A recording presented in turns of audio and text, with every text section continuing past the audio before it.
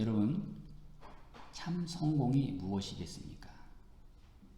그것은 바로 바른 생의 목적을 잘 알아서 거기에 초점을 맞추고 사는 것입니다.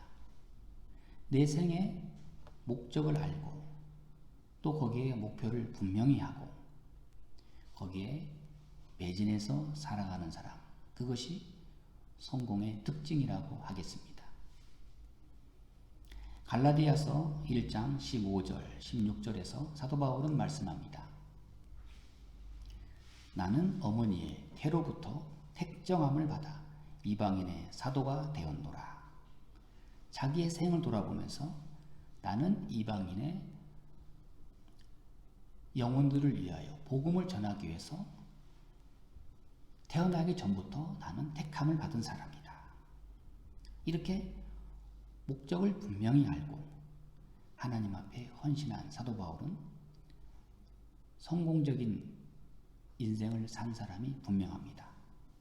반면에 참 불행한 사람은 내가 왜 살아야 되는지, 삶의 의미와 이유를 모르는 사람, 죽을 때까지 나는 왜 살아야 되는지, 그리고 마지막 숨 넘어가기 직전에 나는 헛살았다 이렇게 말한다면 가장 불쌍한 사람이라 하겠습니다.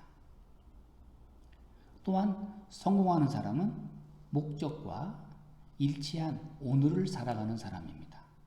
자, 목적과 목표는 분명한데 그 하루하루는 전혀 딴 사람으로 살아간다면 정말 잘못 살아가는 사람입니다.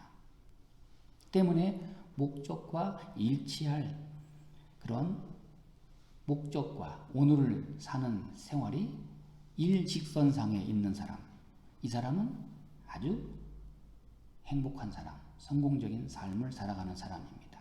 중간에 궤도 이탈이 없는 사람, 목적이 있는데 그만 중간에 이탈해버리고 만다면 참 불쌍한 사람이죠. 어려서 학교를 다닐 때, 초등학교를 다닐 때 산길을 걸어가야 했습니다. 1시간 정도를 걸어가야 하는 먼 길인데 간혹 보면 아침에 책가방 메고 학교를 가는데 중간에 그만 산속에서 하루 종일 놀다가 또 친구들이 하교할 쯤 돼서 시간을 맞춰서 같이 합류해서 집으로 가는 친구들을 많이 보았습니다. 저는 아니었어요. 그런데 그런 친구들을 볼 때 참 되게 이상하다. 이렇게 중간에 학교에 가지 않고 중간에 이탈하는 사람, 이런 거를 중간직이라고 합니다. 뭐 해보신 분들은 알 겁니다. 여기에 계신 분들은 하나도 그런 분들이 없군요. 자, 이렇게 처음에 출발은 좋았는데 그만 중도에 이탈하고 마는 이런 사람들, 복이 없는 것이죠. 때문에 처음 출발을 한과 동시에 마지막까지 변함없이 질주할 수 있다면 또 세월이 흐를수록 변함없이 목적을 향해서 살아간다면 반드시 후회 없는 일생을 살게 될 것입니다. 사랑하는 여러분, 우리가 선택한 바에 대해서 만족하고 있습니까? 아니면 내 일생에 후회된다. 그때 그 선택은 하지 말았어야 되는데 이렇게 후회하고 이렇게 만족이 없다면 이것은 성공이라고 볼 수가 없습니다. 자, 내가 하는 선택은 정말 옳았다. 참 잘했다. 이런 마음이 성공하는 자라의 마음입니다. 또한 하나님의 뜻을 깨달아야 됩니다. 하나님이 나를 통해서 역사하시고 나와 함께 하신다. 사도 바울처럼 내가 모르는 가운데 하나님께서 나를 통하여 크게 역사하신다. 그리고 그 하나님의 은혜와 하나님의 섭리 속에 오늘 내가 있다. 많은 사람들은 소원을 가지고 있습니다. 그렇지만 그 소원이 무엇인지를 잘 모르고 살아갑니다. 소원은 있지만 가만히 그 속을 들여다보면 욕망과 성공을 위해서 달려갈 뿐입니다. 그 성공이 무엇을 의미하는지를 깨닫지 못한 채 욕망으로 치우쳐서 또 세상 출세에 치우쳐서 자기의 소원을 이루겠다고 달려가지만 거기에는 참 성공도 참 행복도 없다는 것을 우리가 기억해야 할 것입니다. 오늘 본문에 우리에게 분명하게 예수님이 말씀하십니다. 먼저는 배경은 이렇습니다. 세베대 아들들의 어머니 마리아는 예수님을 찾아와서 두 아들에 대하여 하나는 우편에 하나는 좌편에 앉게 해달라고 간구합니다. 하지만 예수님은 이렇게 말씀하십니다. 내가 구하는 것을 내가 모르는구나.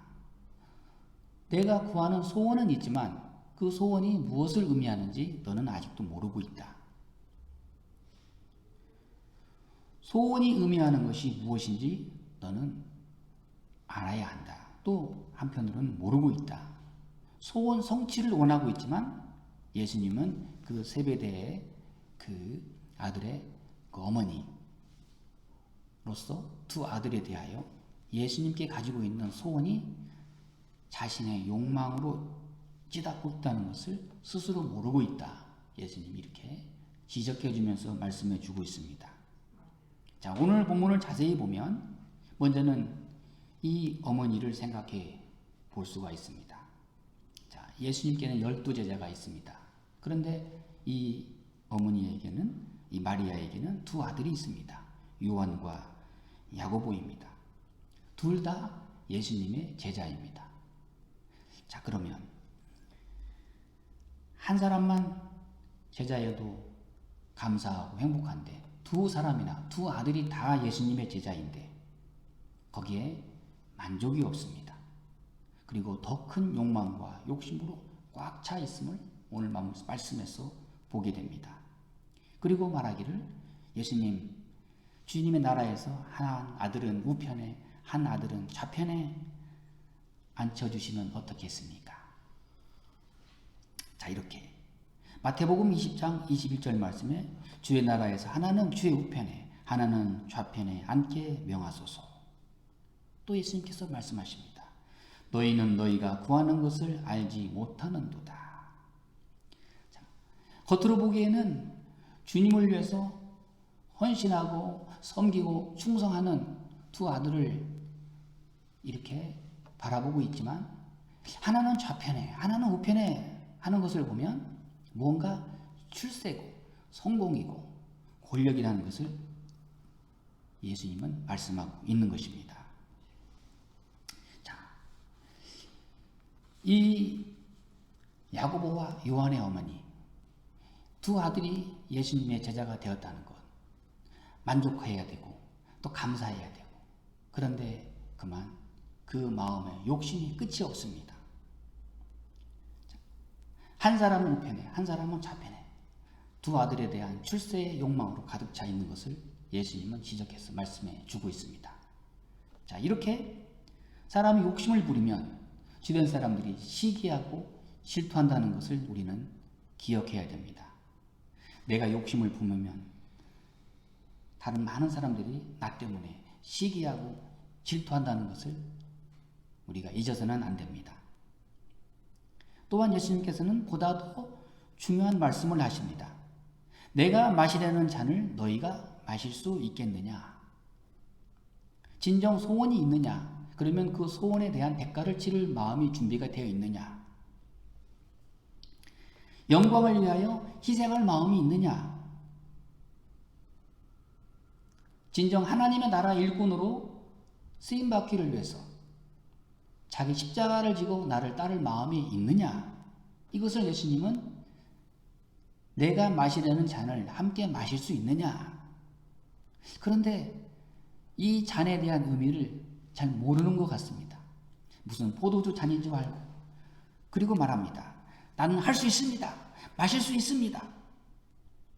예수님 말씀하시기를 너희가 과연 내 잔을 마시려니와 내 좌우편에 앉는 것은 내가 주는 것이 아니라 내 아버지께서 누구를 위하여 예비하셨든지 그들이 얻을 것이니라. 이렇게 마실 수 있습니다. 마시겠습니다. 장담했던 세베대의 아들, 그 마리아의 아들, 그 두 아들 중에 한 아들이 야고보가 제일 먼저 순교합니다. 고난의 잔을 진작에 알았더라면 이렇게 함부로 내가 마실 수 있습니다 말할 수 있을까? 여러분, 우리는 잊지 말아야 됩니다. 반드시 치러야 할 대가가 있다는 것을 우리가 기억해야 합니다. 그런데 오늘날 대가 없는, 희생 없는, 헌신 없는 영광을 바라기 때문에 우리 마음속에 욕심이 있고 출세가 있고 성공이 있다. 그 성공이 정말 진정한 하나님의 영광을 위한 성공인지 우리 자신을 우리가 돌아봐야 할 것입니다. 예수님은 철저하게 우리에게 말씀하시기를 나는 섬기러 왔다. 나는 주러 왔노라. 나는 많은 사람의 대속물이 되려고 왔노라. 섬긴다. 예수님은 첫 출발부터 마지막 십자가의 죽음까지 그 목표가, 그 목적이 변함이 없음을 우리에게 보여주고 있습니다. 여기서 예수님이 말씀하신 섬긴다, 이 의미는 무엇일까? 섬긴다는 것은 섬기다가 어떤 피해를 보거나 어떤 비굴함을 당하거나 어떤 억울함을 당해도 부끄러워하지 않는 그 마음을 말씀하는 것입니다. 자, 섬긴다는 것. 그렇기 때문에 참 어렵고 참 거기에 신비함이 있다는 것을 우리가 알아야 됩니다. 자, 섬기려고 그럴 때 우리가 쉽게 섬기지 못하는 것은 남 밑에 가서 우리가 부끄러움을 당해야 되고 또 많은 피해를 감수해야 되고 또 우리가 희생을 감수해야 되기 때문에 섬기기가 어렵습니다. 또 그 우리 마음속에 내가 누군데, 내가 어떤 사람인데, 사람을 제일 힘들게 하는 것은 다름 아닌 바로 자기 중심적인 자기의 이기심입니다. 우리는 이러한 자기 이기심과 자기 중심으로부터 벗어나야 됩니다.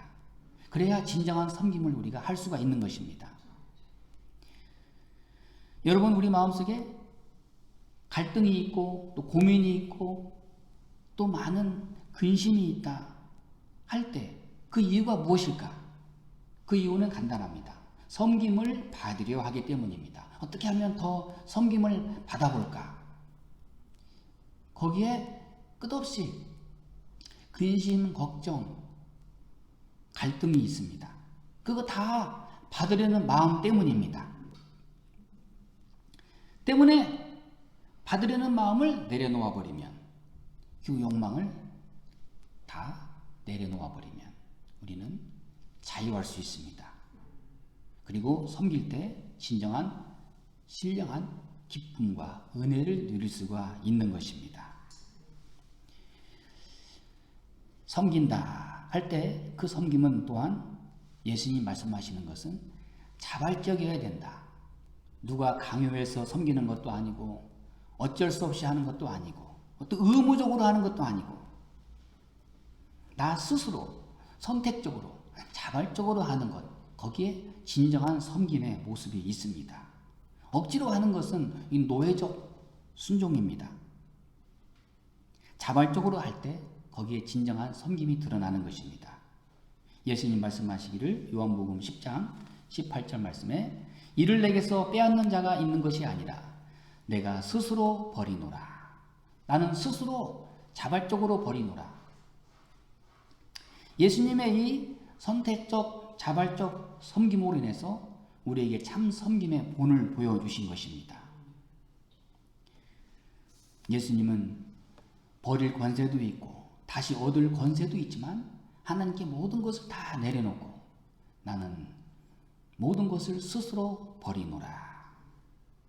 자, 여러분, 우리가 무슨 일을 할 때 누구 때문에, 체면 때문에 억지로 한다면 반드시 후회가 올 수밖에 없습니다.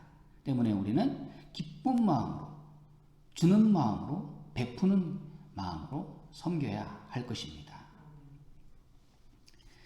우리가 무엇을 우리가 베푼다고 할 때도 우리 예를 들어서 우리가 용돈을 우리 자녀들에게 줄 때, 어려서 우리 다 한 번씩 부모님으로부터 용돈을 받아보기도 하고 또 부모로서 용돈을 주어보기도 하지만, 자, 주는 사람 입장에서는 더 주고 싶은데 좀 부족하다 그러면서 그 마음은 더 주고 싶은데 그래도 내 정성을 받아라 이러면서 줄 때 그 마음이 기쁨이 있죠. 그런데 항상 달라고 그러네. 맨날 또 달라고 그러고 또 달라고 그러고 이럴 때 뭔가 주기는 주는데 꼭 어떤 마음으로 주느냐, 빼앗기는 마음으로 주는 것, 그것은 주는 게 아닙니다. 버리는 것입니다. 그런데 주기는 주면서도 더 줬으면 좋겠는데 부족하다. 그래서 그 마음의 중심을 담아서 줄 때 그것을 사람들은 고마워하는 것입니다. 또 받는 사람도 그 정도면 충분합니다. 감사합니다. 이렇게 주고 받고 할 때 거기에 참 섬김의 모습이 있습니다. 우리는 섬김 속에서 깊은 하나님의 뜻을 우리가 발견할 수 있기를 바랍니다. 예수님은 오늘 말씀에 더 실제적으로 근본적으로 나는 대속물로 주려 왔노라. 대속물, 이것은 노예에게 값을 치워서 자유케 하는 속전의 금액을 말하는 것입니다. 나는 많은 사람의 대속물로 이 땅에 왔노라. 그냥 왔다 가는 게 아니고 나는 철저하게 내 모든 것을 다해서 값을 치르기 위하여 이 땅에 왔노라. 자, 대속물로 이 땅에 왔노라 할 때 이 의미는 무엇인가? 다른 사람을 의인 만들기 위해서 나는 죄인 되노라. 다른 사람을 살리기 위해서 나는 십자가에 죽노라. 다른 사람을 이롭게 하기 위해서 나는 손해를 보노라. 그러면서 예수님은 허물을 쓰시고 누명도 쓰고 그리고 억울함을 당하시면서도 기꺼이 모든 것을 다 내어놓으셨습니다. 이것이 바로 대속물로서의 섬김입니다. 희생 제물이 되는 것입니다.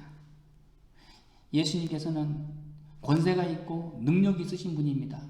십자가에 매달리시고 십자가에 못 박히시고 그리고 마지막 숨을 거두시는 그 순간까지도 예수님은 하나님만 바라보시면서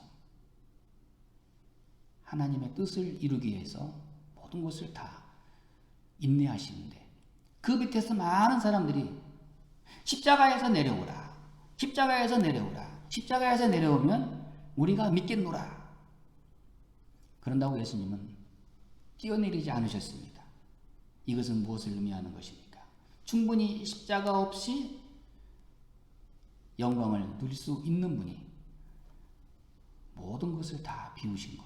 이것이 진정한 섬김이죠. 무한한 능력을 가지신 예수님께서 초라하게 아무 능력이 없는 것처럼 십자가에 돌아가시는 것.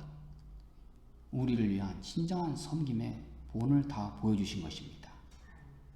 모든 사람을 다 하나님의 자녀 되기 위하여, 다 의인 만들기 위하여 무능한 것처럼 아무것도 힘이 없는 것처럼 십자가에 그렇게 매달리신 예수님은 우리에게 섬김의 본을 다 보여주신 것입니다. 사랑하는 여러분, 우리의 어려움은 무엇인가? 좀 진실하게, 좀 솔직하게, 좀 아주 깨끗하게 섬기려는 그런 마음이 있으면 좋겠는데 이상하게 좀 섬기려다 보면은 불평이 많아요. 불만이 많습니다. 내가 이렇게 희생하고 섬기는데 나를 알아주는 사람이 없구나. 뭔가 내게 돌아오는 대가가 없구나. 이것이 바로 무엇입니까?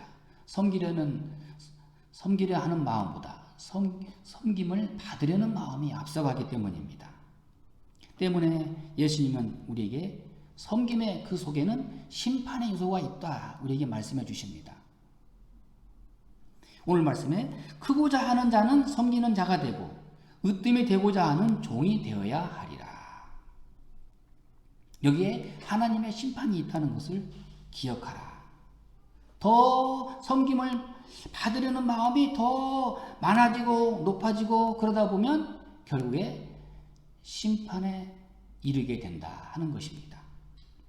사람들이 더 높아지려고, 더 출세하려고, 더 많이 가지려고, 더 많이 누리려고 하다가 그만 심판을 받는 사람들이 많이 있습니다. 그만하면 만족할 텐데, 그만하면 충분한데 더 높아지려고 더 앞만 바라보다가 그만 모든 것을 다 잃어버리는 사람들이 얼마나 많이 있습니까?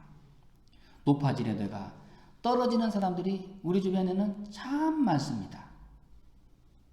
우리는 하나님의 은혜 가운데서 하나님이 우리를 높여주실 때까지 우리는 섬김의 본을 우리가 다 충실히 따를 수 있기를 바랍니다. 여러분, 누가 복된 자입니까? 섬기는 자가 복된 자입니다. 사도 바울은 사도행전에서 예수님 말씀을 인용할 때 딱 이 한마디의 말씀을 인용하십니다. 주는 자가 복이 있다. 주는 자가 주인이고 섬기는 자가 권세 있는 자입니다.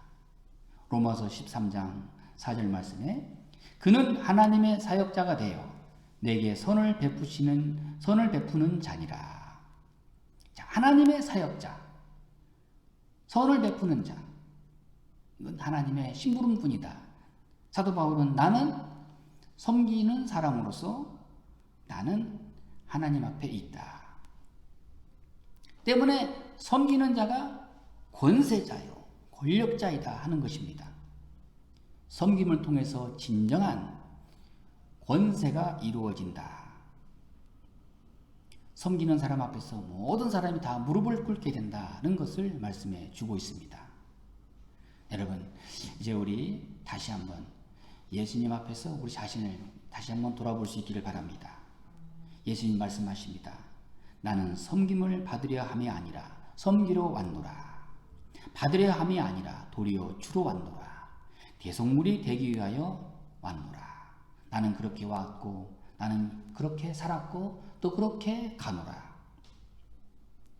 섬기는 마음으로 우리가 살아갈 수 있기를 바랍니다. 그러할 때 우리 마음에 근심과 불만과 불평이 사라질 것입니다. 이제 우리 마음을 온전히 예수님께 다 비워서 섬기는 자의 마음으로 우리가 남은 생을 살아갈 때 진정으로 하나님께서 높은 자리에 우리를 인도하실 것입니다. 기도하겠습니다.